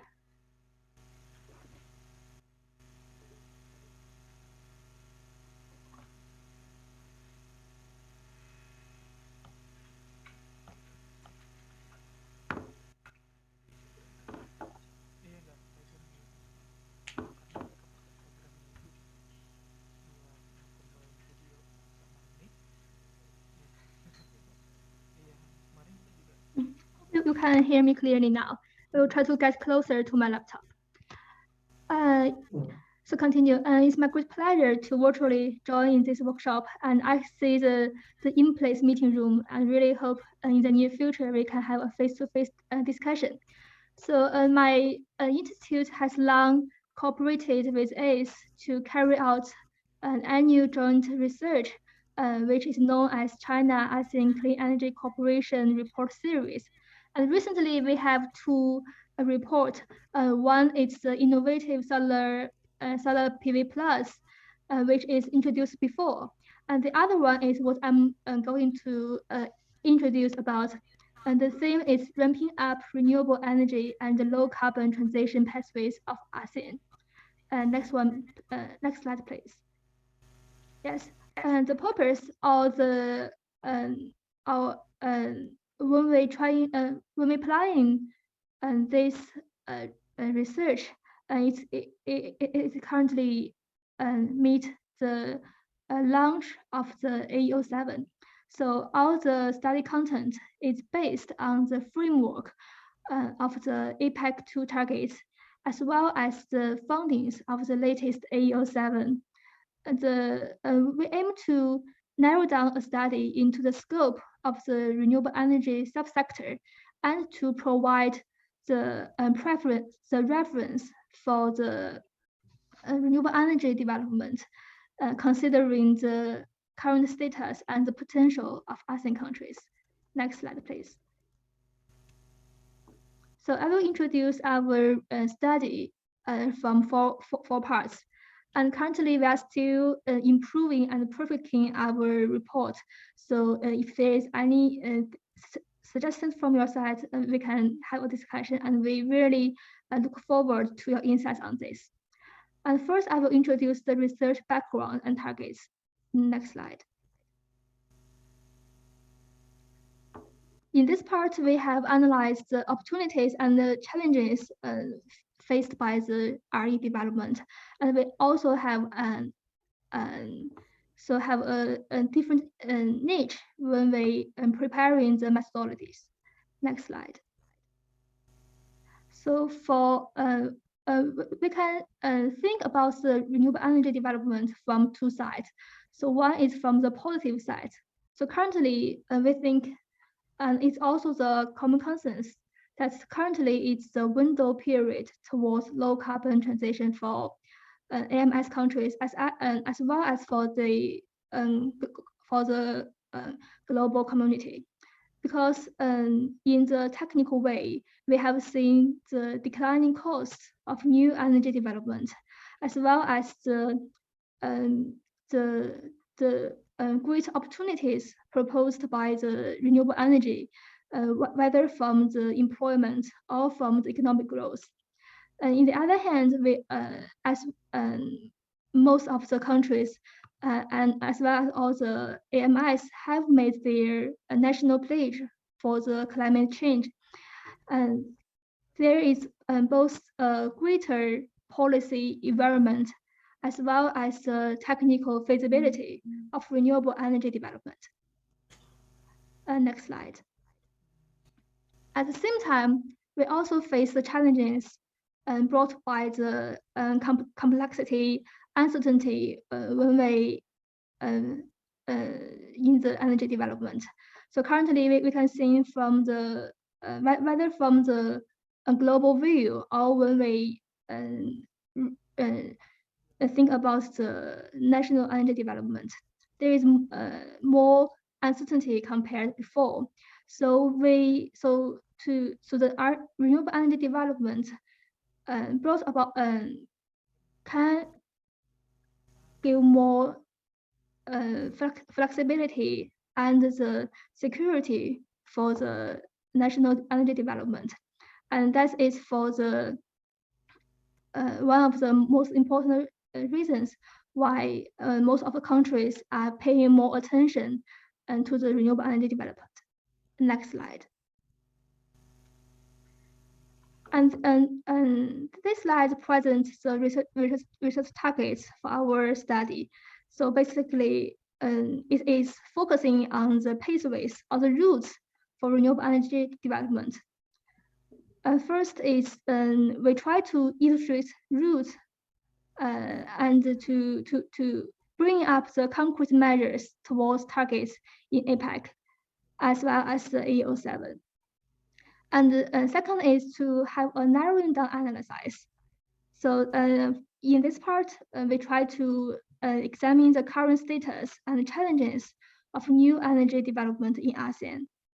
And after evaluating the status quo, we will explore the potentials combined with the endowment and the policy environment, as well as the national plan for the future.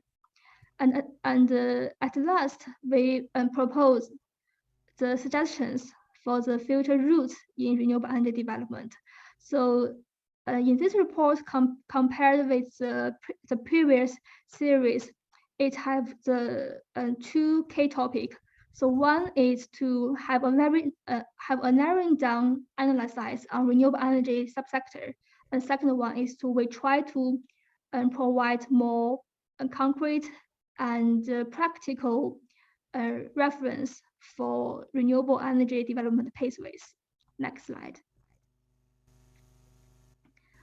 And when we prepare the route, we have three key thinkings or three key topics regarding the route.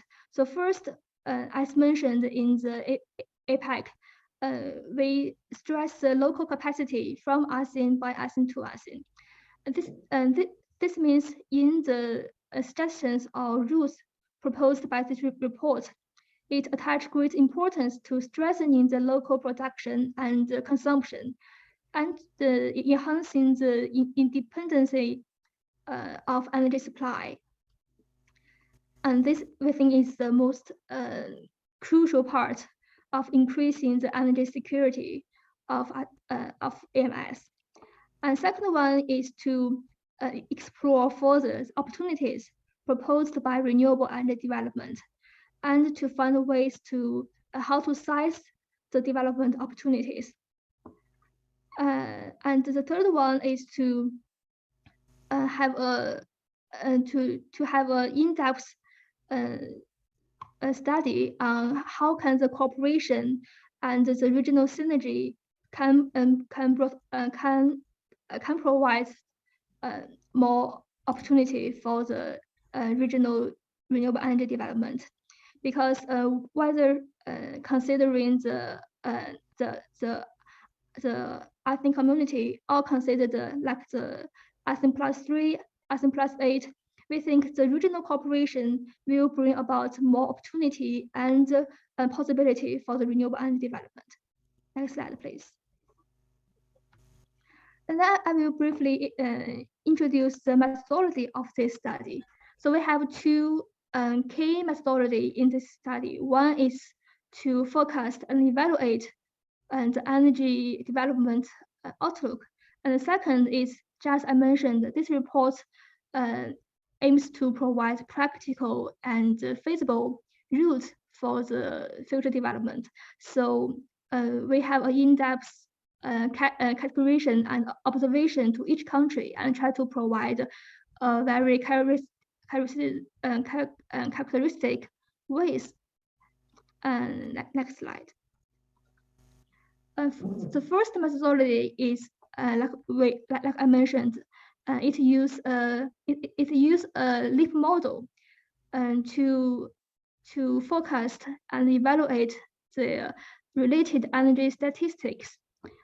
In this study, there are three settings for renewable development, which is also similar in the or is based on the scenarios proposed in the AO7.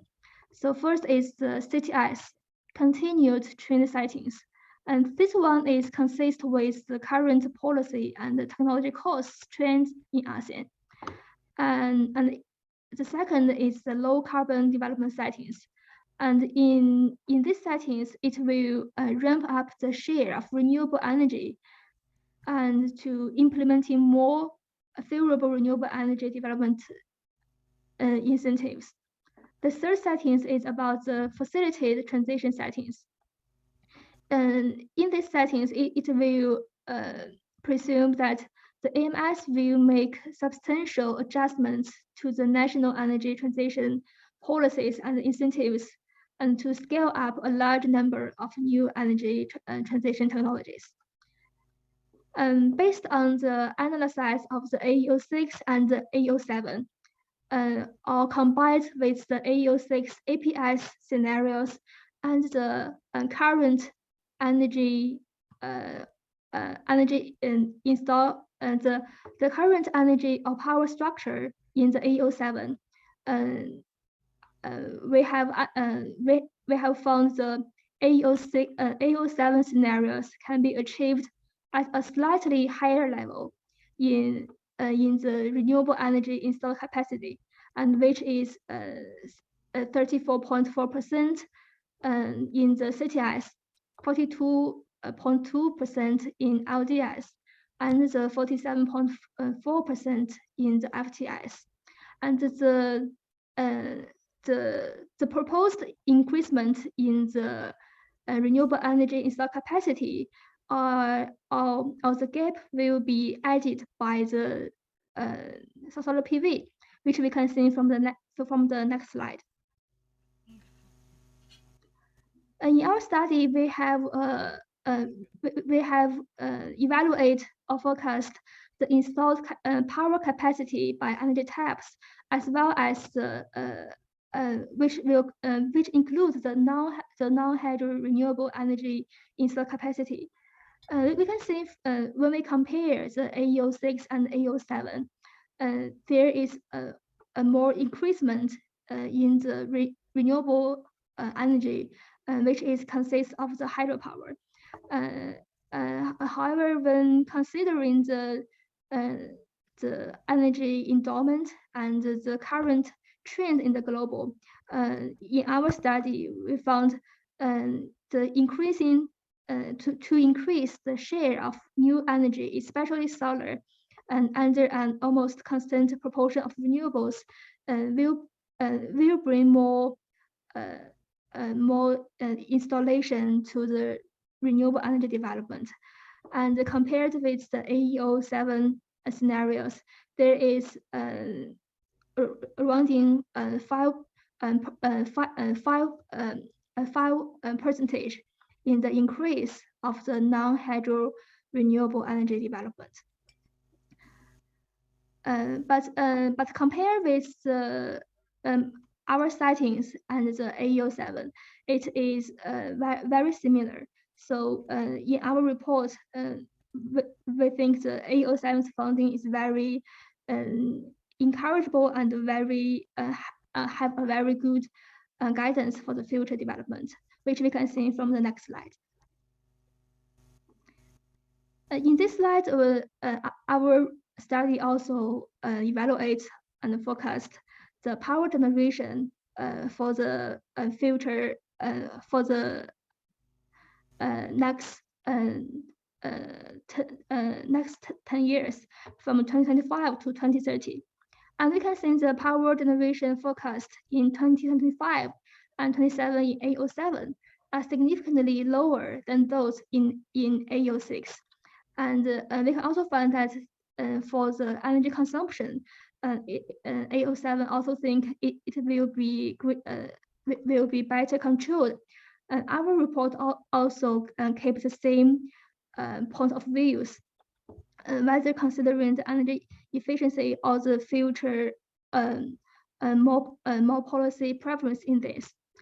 And so we also calculated based on the AEO7's utilization hours and the installed capacities of different energy types. So we can see from the figures in the right that the report settings with the similar trends and the results, but have a further enhanced AEO7's power generation with moderately higher figures. Next slide.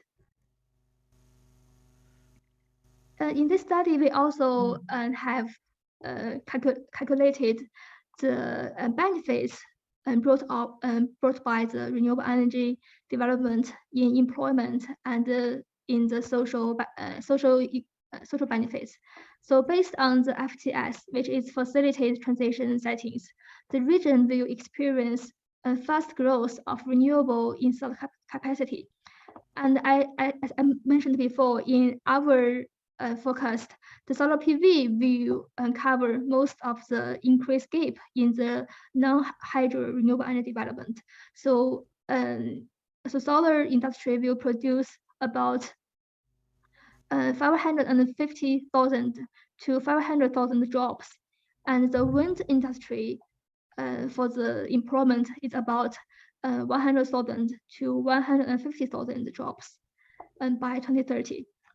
And for the social benefits under the FTS of the report, and the social benefits of carbon dioxide emission reduction in ASEAN will reach about 3 billion per year in 2030, based on the 2020 baseline level. So I think that this number is very encouraging, and when we get these results, we think it also coincides with the research background, which I mean the opportunities brought by renewable energy development. Next slide. And this is the second type of our methodology, which is also the key part of our study. Because we all know there is no single way for energy transition for each country. So and every country needs to and has the right to choose their own way for energy transition. So in this report, we try to provide the practical and concrete reference. So we have this category based observation to each country. And so we have a performance analysis of each AMIs in 3 aspects: energy security, energy economy, and energy sustainability. This one is also based on the what I mentioned in the triangle for energy development, and it's also the most important fields each country are trying to balance. So we have like the 9 indicators under these 3 aspects, which you can see in the slides. And besides this, we also have consider the characteristics of each country, which is includes the competitive industry performance as well as the GDP. So so we have the sustainability, security, economy, and plus the national characters in our model. So we try to based on the indicators and the calculations to map out the characteristics of each country in the overall evaluation of their capability, and based on their capability and characteristics to provide the reference for their pathways. And next slide, please. Yes, so based on the model I introduced before, we have some calculation and indicator analysis, and then we have the four types of the renewable energy development. So for the first type, we can summarize as the long distance between source and load, and Indonesia is the as it features the large economy and the population, and it also has the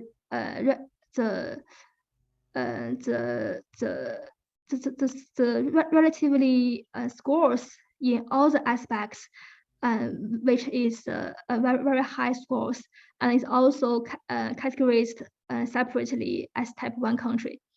And I will introduce the characteristics in details later. And the second type is be regarded as the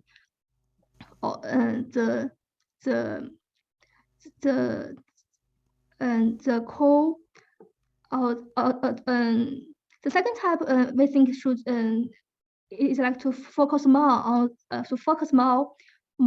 optimizing energy mix. And as Malaysia, Thailand, Vietnam, and the Philippines, as they are with sound economic development, high potential for lower carbon transitions, and similarities in renewable energy development, and they are categorized as the type 2 countries. And for the second type, which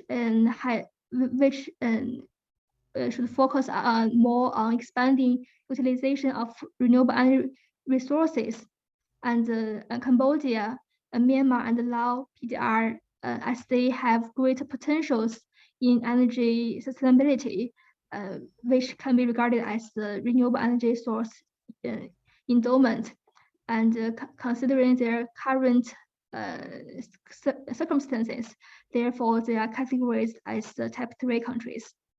And for the fourth types, Singapore and Brunei, as they have relatively smaller but developed economies, they also have the great potentials in renewable technology and development. So they are categorized as the fourth types. And next slide, please.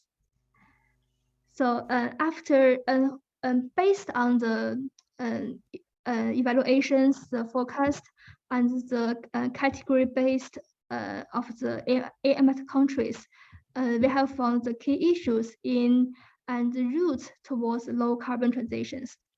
So this is the third part, and also the crucial parts, or the key parts of our study. Next slide. Ms. Wang, I really apologize. Could you wrap up the presentation in 2 minutes? Of course, yes. Thank you very much. Yes. And this slide introduce the challenges faced by different types of countries. So we can see for the type 1, which is represented by the Indonesia. So we have summarized in the 4 parts. So first is about the different consumption and market and resources distributions, and also the pressure and the potential for emission reduction. And other 4 parts is related to what we mentioned, the long distance cost. And the second type, this is most focused on the inadequate peaking capacity of the power grid, which means the infrastructure, and also the policy environment and the whole industry environment. And for the third part, it is in the challenges mainly focused on the clean energy development policy system, the infrastructure, and as well as the energy accessibility, and the long-term lag in the power grid constructions. And for the first type, it faced the challenges including the insufficient clean energy resource endowment and the resilience. Next slide, please. Yes, and for the next 4 slides, I will quickly introduce the rules we have studied for the each types of countries. So the first one is for the type 1. As we mentioned, it has the long distance as their national characteristics, and so to deal with the long distance between source and load, we propose the 4 routes. So one is to have greater support to renewable energy development, which is for the policy view. And besides this, we also think the the industrial products or the industrial development is also important for this type of countries. So we have mentioned that it's necessary to actively take steps to upgrade the industry structure and have RE preceded in the energy supplies. Next slide, please. And for the type 2. Sorry, Ms. Wang, I'm really sorry, but I have to cut you here. Could you please go to the final presentation? Okay. Thank you very much. Only 1 minute. So for yes, okay. Thank you. So for the type 2, to deal with the optimizing energy mix, so we propose the innovation and power interconnection. But most important and also the innovative one is we propose to establish the Renewable Energy Development Fund. So we think this is a tool to stimulate the private and public interests to help the RE development. Next slide. For third type, which is to deal with expanding the utilization of RE resources. So we think so the first part is to improve the environment, whether from the policy system or from the investment and financing. But besides this, it also should to fully tap the advantages of the clean energy, considering their endowment, and to securing the power supply and diversifying the energy mix. And one from the most important is to expand the RE infrastructure. And next slide, please. And for the last type, the more focus should be paid on the leveraging external RE resources and to promoting the regional and global green finance cooperation with the position of their financial centers. Next slide.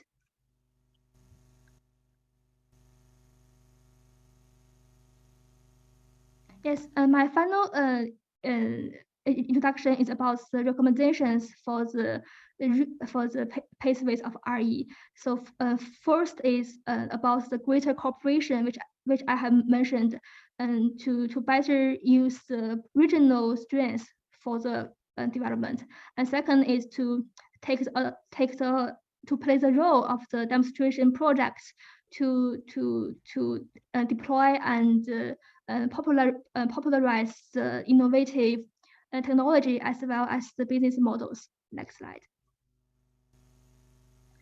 And this one is to coincide. I mentioned in the before for the challenges, so we can to transform the challenges into opportunities through the regional cooperation.